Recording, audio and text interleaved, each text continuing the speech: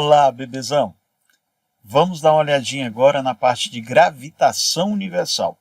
E a gente vai começar um pouco de gravitação universal comentando sobre o histórico.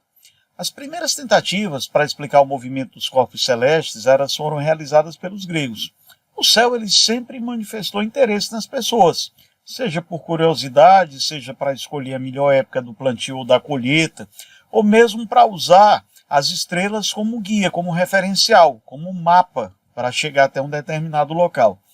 E aí esse fascínio da humanidade pelos céus fizeram com que os gregos tentassem criar modelos para isso. Dentre esses modelos que foram criados pelos gregos, no século IV a.C., nós podemos destacar a tentativa do Aristóteles.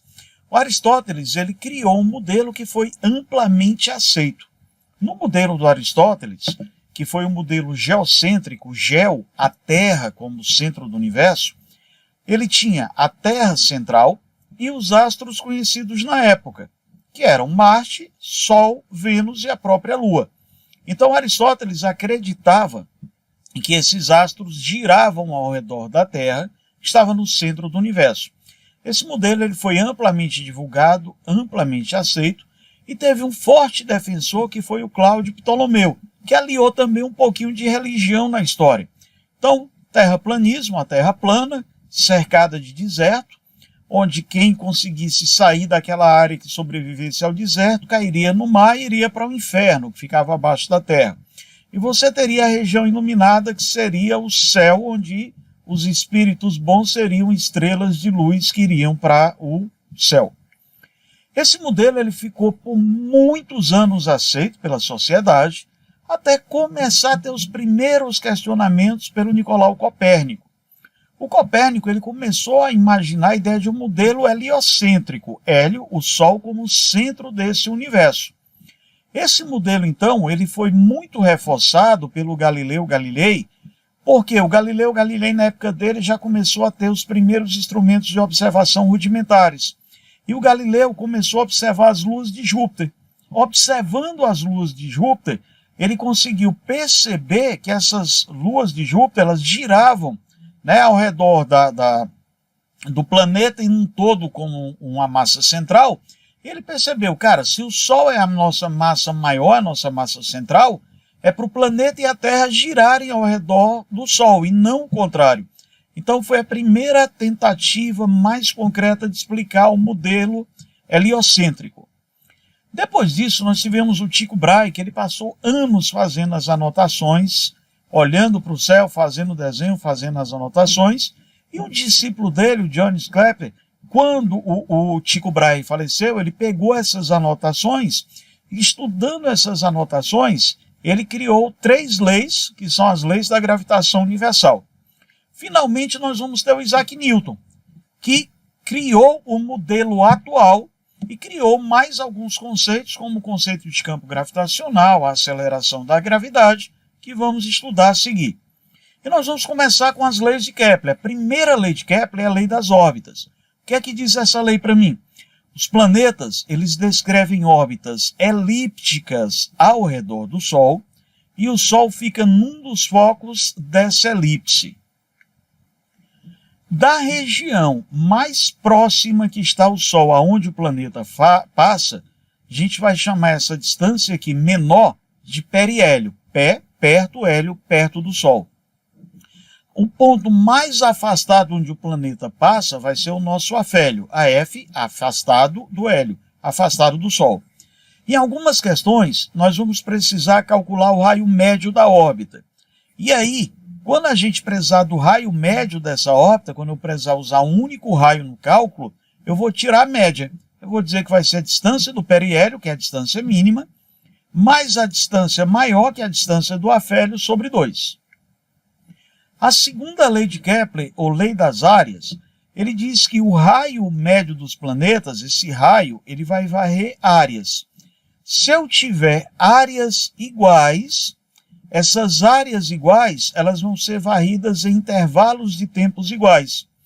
Então, toda a vida que eu pegar a área varrida pelo raio do meu planeta, caso eu tenha áreas iguais, eu terei intervalos de tempos iguais. E aí vem uma consequência desse detalhe. Observe que quando eu tenho essas áreas iguais, a distância que eu vou ter aqui do arco AB, onde o planeta passa, esse comprimento do arco AB é menor do que o comprimento CD. Mas se essas áreas forem iguais, esses tempos são iguais. E aí, como é que eu faço para percorrer áreas iguais, né, com tempos iguais, mas distâncias diferentes?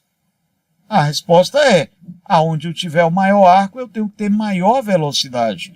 Por isso que a gente vai falar que no periélio eu tenho uma máxima velocidade, no afélio eu tenho uma velocidade menor. Na Terra, entre o periélio e o afélio, a gente tem uma diferença próxima de 1 km por segundo. De tal modo que no movimento do afélio até o periélio, eu vou ter na velocidade aumentando, eu tenho um movimento acelerado. E o contrário, do periélio para o afélio, eu vou ter na velocidade diminuindo, eu estou tendo então um movimento retardado. Outra consequência que a gente tem dali das áreas é que caso a gente esteja aí as áreas iguais, esses tempos vão ser iguais. As velocidades lineares, as velocidades orbitais vão ser diferentes. Mas a razão entre a área e o tempo é uma constante. Essa constante nós vamos chamar de velocidade areolar. Então a velocidade areolar, ela é a área sobre o tempo. E essa velocidade areolar vai ser constante, embora a velocidade orbital não seja. Finalmente, a terceira lei de Kepler.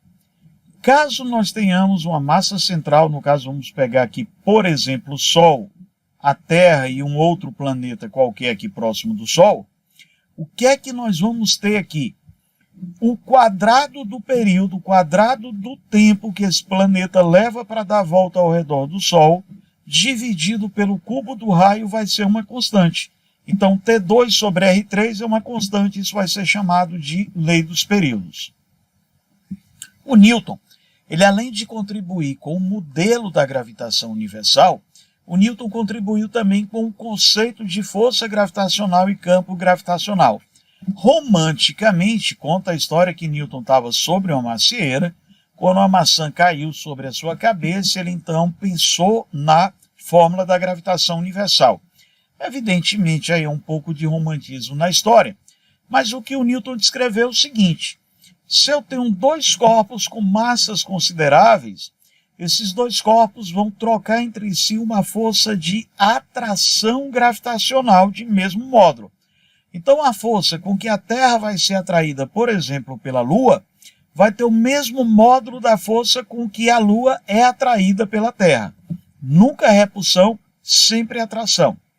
Essa força ela vai ser dada por uma constante, chamada de constante da gravitação universal, que ela vale 6,67 vezes 10 a menos 11 unidades do sistema internacional, unidade de força, que é o Newton, vezes a unidade da distância ao quadrado, metro ao quadrado, sobre a massa ao quadrado, quilograma ao quadrado. Olha só, como essa constante é muito pequena, essa força gravitacional ela só tem importância para massas muito grandes.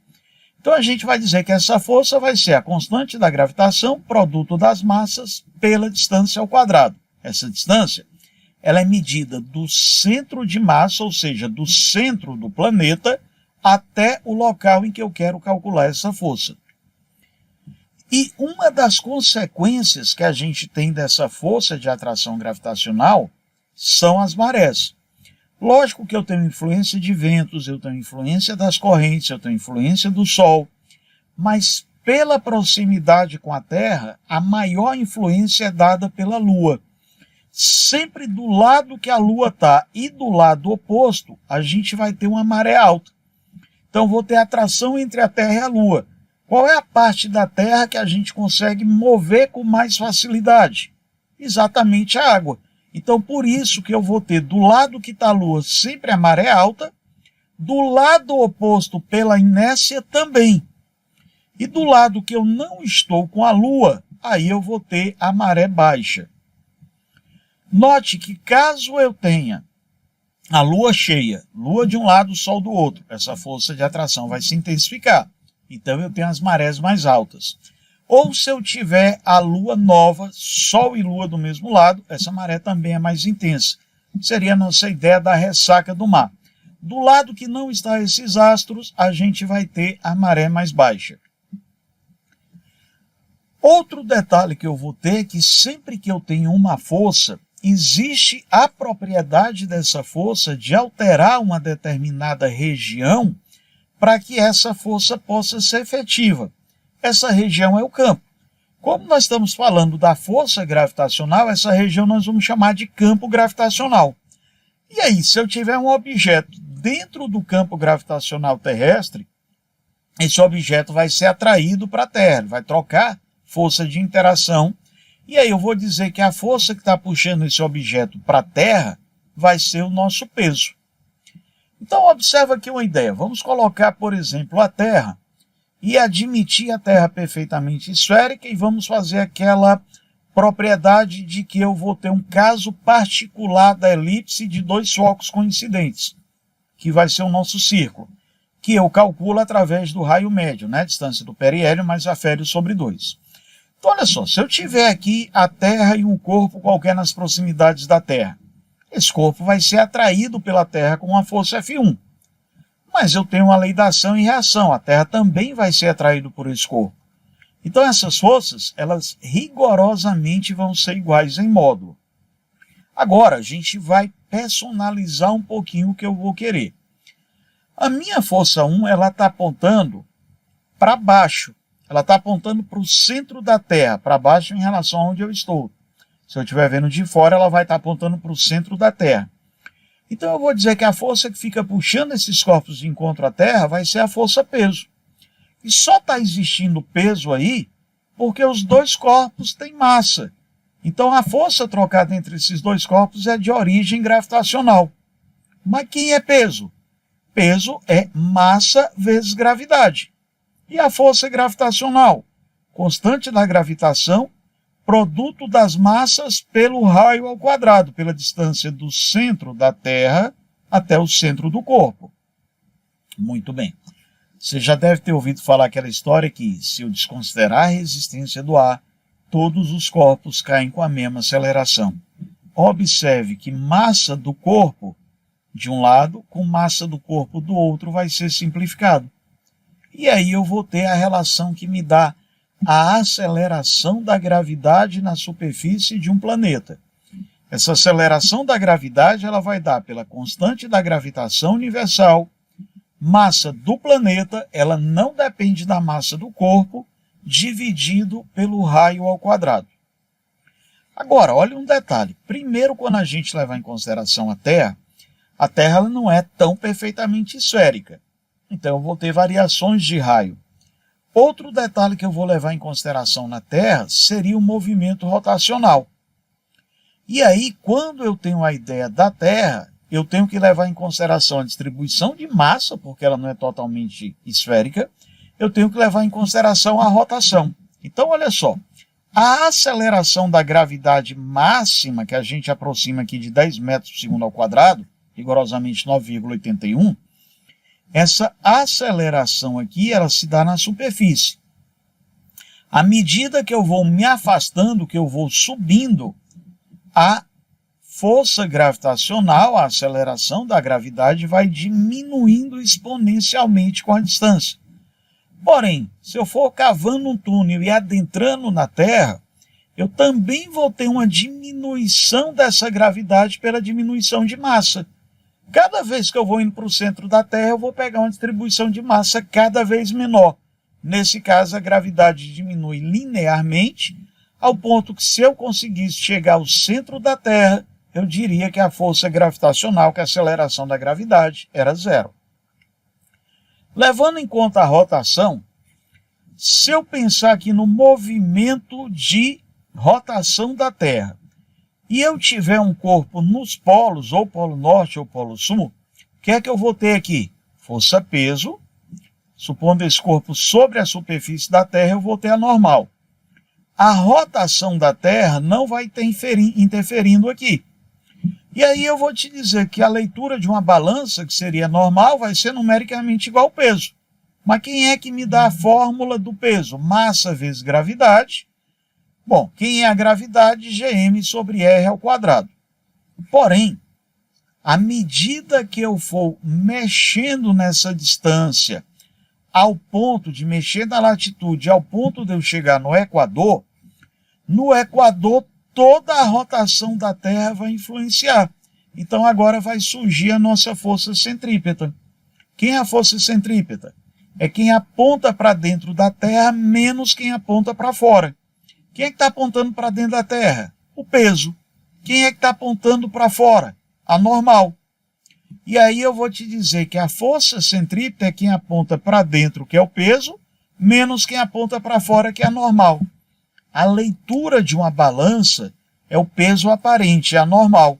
Então eu vou te dizer que a normal é o peso menos a força centrípeta. É mg menos massa vezes a aceleração centrípeta. Ou seja, os corpos no Equador eles pesam menos. Por quê? Porque a força centrípeta alivia a normal. E aí eu vou dizer que a gravidade no Equador ela é maior do que a gravidade nos polos. Eu tenho que descontar a aceleração centrípeta no Equador. Caso eu tenha uma situação em que eu tenha o peso apontando diretamente para o centro da Terra, que eu tenha um corpo girando ao redor da Terra, eu posso ter a situação de imponderabilidade. Imagina aquela situação em que você tem os astronautas flutuando numa nave, na estação espacial, por exemplo. Isso é a situação de imponderabilidade. Seria a mesma sensação de uma queda livre. A ideia da gotinha de água aí em queda livre é porque eu não tenho a sensação do peso. Mas, professor, então é ausência de peso? De jeito nenhum. É ausência de peso aparente que é anormal. O peso real, produto massa vezes gravidade, continua existindo.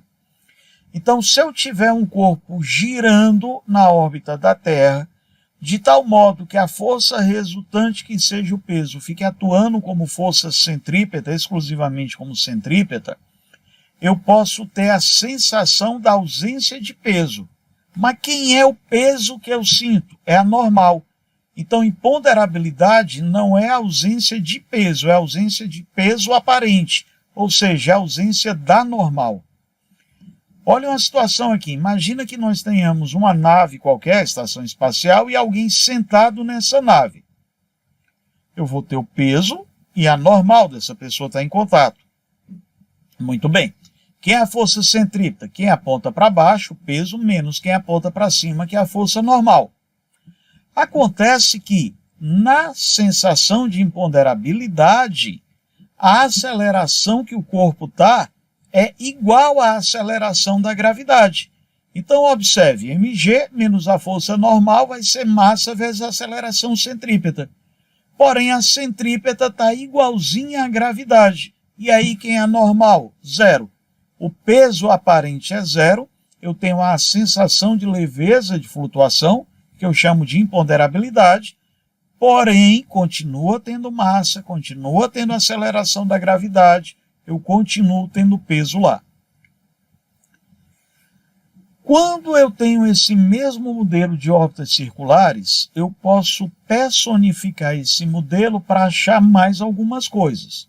Vamos pensar aqui na velocidade orbital. Qual é a velocidade com que um corpo vai orbitar ao redor da Terra? Eu vou colocar para ti a força 1, puxando para o centro da Terra, e a Terra, então, vai reagir com uma força 2. Terceira lei de Newton, lei da ação e da reação, ele estabelece que essas forças obrigatoriamente têm que ter o mesmo módulo. Na primeira dedução, eu te disse que a força 1 estava apontando para baixo e ia ser o peso. Agora eu vou mudar um pouquinho. Eu vou te falar que a força 1 está apontando para o centro de um círculo. Então ela é uma força centrípeta. Mas só está existindo força entre esses dois corpos porque eles possuem massa. Então essa força é uma força de origem gravitacional. Quem é a força centrípeta? Pode ser mv² sobre r. Quem é a força gravitacional? Constante da gravitação universal, massa da Terra, massa do corpo, pelo raio, distância do centro da Terra até a órbita, ao quadrado. Note que a massa do corpo a gente pode simplificar. Então essa velocidade orbital ela independe da massa. O raio também a gente pode simplificar. E o que é que sobrou? A velocidade orbital é a raiz da constante da gravitação universal, massa do planeta dividido pela distância do centro de massa do planeta ao centro de massa do corpo, que vai ser o nosso raio de órbita. Indo mais um pouquinho adiante, eu ainda posso personificar mais um pouquinho aqui. Força 1, força 2. A terceira lei diz para mim que essas forças são iguais. A força 1 ela continua apontando para o centro de uma trajetória circular. Ela é centrípeta. E só existe essa força porque os dois corpos têm massa. Então ela é gravitacional. Porém, a força centrípeta, eu posso falar para você que ela é mv2 sobre r. Como qualquer força, ela é massa vezes aceleração. Porém, se é mv2 sobre r e v é ômega r, eu posso te falar que a centrípeta é massa vezes a velocidade angular ao quadrado vezes o raio. Nota que massa com massa eu posso cortar, a massa do corpo não vai interferir. E esse raio vem aqui para o denominador. Ômega vai ser a raiz de gm sobre r ao cubo. Mas quem é minha velocidade angular? Velocidade angular é o ângulo dividido pelo tempo. Qual é o ângulo de uma volta? 2π. Quem é o tempo de uma volta? Período. Então, ômega é 2π sobre o período. Substituindo, quem é que vai ser o período? Vai ser raiz cúbica, né? Vai ser raiz quadrada, desculpa, de r ao cubo sobre gm, isso multiplicado pelo 2π. Então, isso aqui me dá o período, me dá o tempo para que um corpo dê uma volta ao redor da Terra, estando a uma distância r do centro da Terra. Mais um pouco adiante, na hora que eu estou tendo a energia dos corpos, eu digo, por exemplo, que a Lua não cai sobre a Terra, embora ela esteja no alto. Então, se ela está no alto, ela tem energia potencial gravitacional. Mas por que ela não cai? Se ela tiver energia positiva, eu vou te falar que ela é capaz de cair. Aí você sabe o que a gente faz? A gente coloca um sinal negativo na energia para falar que não tem energia suficiente para o astro cair. Se eu fornecesse energia, eu tiro ele de órbita. De onde é que vem isso aqui, Augusto? Vamos lembrar da fórmula de trabalho? Energia é igual ao trabalho. Trabalho é força vezes distância.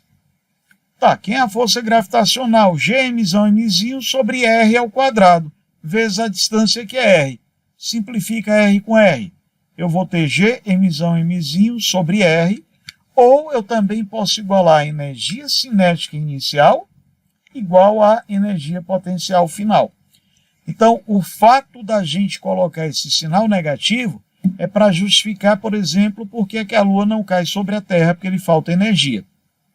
E aí entra um detalhe. Se eu quiser que um corpo escape da órbita da Terra, eu tenho que fornecer energia suficiente para equilibrar, para anular essa deficiência energética. Então, a energia cinética que eu coloco, mais a energia potencial tem que me dar zero. Muito bem. mv ao quadrado sobre 2 mais menos gmzão mzinho sobre r igual a zero. Quando a gente substitui aqui, ó, m com m vai embora, eu vou te falar que a minha velocidade necessária para que um astro possa escapar da Terra vai ser dada por raiz de 2gm sobre r. Professor, é por isso que quando a gente tem os lançamentos dos satélites, por exemplo, agora feito pela SpaceX, eles têm que escolher uma janela, tem um horário propício, isso. Porque eles têm que economizar combustível, é muita energia necessária. Então eles têm que pegar um momento exato em que, quando o foguete chegue lá em cima, ele percorra o menor raio possível para que ele consiga alcançar essa velocidade com mais facilidade. Aqui na Terra, a velocidade de escape, ela gira em torno de 11,2 km por segundo. E, finalmente, o que é que a gente vai fazer na hora de trabalhar com as equações? Corpo de M massa menor, corpo de massa maior no centro. Esses dois caras vão trocar força entre si. A força 2, você sempre vai dizer que vai ser a força de Newton. G, Mzão, Mzinho sobre R ao quadrado. A força 1, eu vou começar a brincar com ela. Eu vou te dizer que ela é igual ao peso se eu quiser achar a aceleração da gravidade, que eu vou substituir M1 por Mg. Eu vou te falar que ela é a força centrípeta como mv ao quadrado sobre r, se eu quiser achar a velocidade orbital. Eu vou te falar que ela vai ser m ômega 2r, se eu quiser achar o período, que vai ser 2π raiz quadrada de r ao cubo sobre gm. E aí, de uma maneira simplificada, eu vou ter a aceleração da gravidade, velocidade orbital, período, e igualando a energia cinética à energia potencial, a gente vai ter a velocidade de escape. Com isso, nós temos um resumo das 3 aulas de gravitação e agora a gente vai começar a trabalhar os exercícios. Um abraço, bons estudos, até daqui um pouquinho nos nossos exercícios.